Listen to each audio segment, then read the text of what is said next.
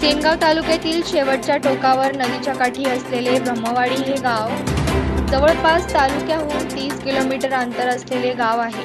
या गावाला कुठल्याच प्रकारचा या अगोदर दवाखाना किंवा विकास नव्हता. आम्ही गावकऱ्यांनी आमदार तानाजीराव मुटकुळे यांच्याकडे पाठपुरावा केल्यामुळे त्यांनी बारकाईने लक्ष देऊन आमच्या गावाला एक भले मोठे ग्रामीण रुग्णालय व गावात सिमेंट रोड, पाण्याच्या टाक्या, नाली बांधकाम, प्युअर ब्लॉकचे कामे असे बरेच काही विकास कामे त्यांच्या आमदार फंडातून केले आहे, अशी प्रतिक्रिया गावातील नागरिकांनी माध्यमांशी बोलताना दिली आहे.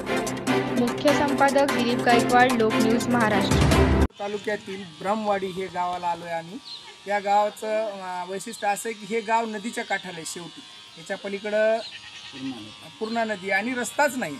या शेवटच्या टोकाच्या गावाला आलो आम्ही. हे गाव जवळपास तालुक्याहून 25 किलोमीटर लांब आहे. या गावाला दवाखाना कुठल्याच सुविधा नव्हत्या.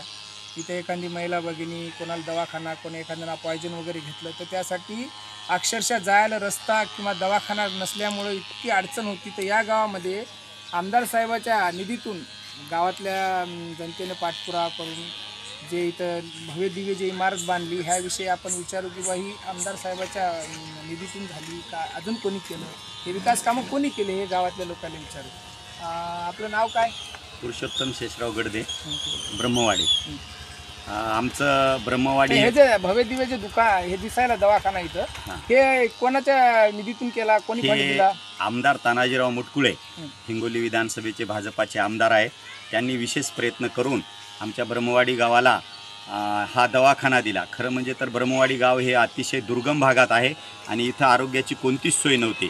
इथून जर एखादा पेशंट डिलेवरीचा असो किंवा पॉयझनचा असो जर न्यायचा तर आम्हाला कापडशिंगी जे की 40 किलोमीटर आहे आणि सेनगाव जरी म्हणलं तर 30 किलोमीटर पडतं आहे. त्यामुळं कोणतीच सुविधा नव्हती आणि सरकारी दवाखान्याची कोणतीच व्यवस्था नव्हती. त्यामुळं डोंगरी भागामध्ये पण आमदार तानाजीराव मुटकुळे यांनी विशेष प्रयत्न करून आम्हाला ही दवाखान्याची सुविधा दिली.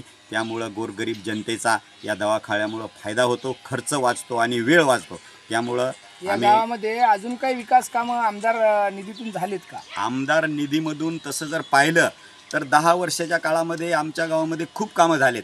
मुटकुळे साहेबाच्या माध्यमातून स्मशानभूमीकडे जाणारा सिमेंट रोड, गावातील रस्ते जवळपास 40 लाख रुपयाचे रस्ते झाले.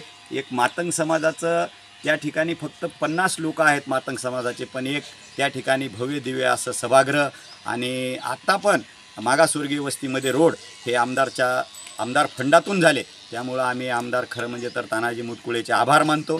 त्यांनी आमच्या गावचा बराचसा विकास केला, त्याबद्दल त्यांना धन्यवाद बी देतो आणि आम्ही पुन्हा पण त्यांच्याच पाठीमागे राहू. बरं, या गावामध्ये काही कुठला कार्यक्रम काय असलं तर त्यांना बोलवलं तर येतात का? येते आमच्या इथं अवश्य येत इथं.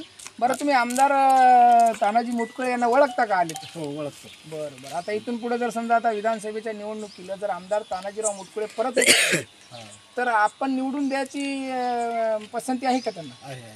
कशामुळे?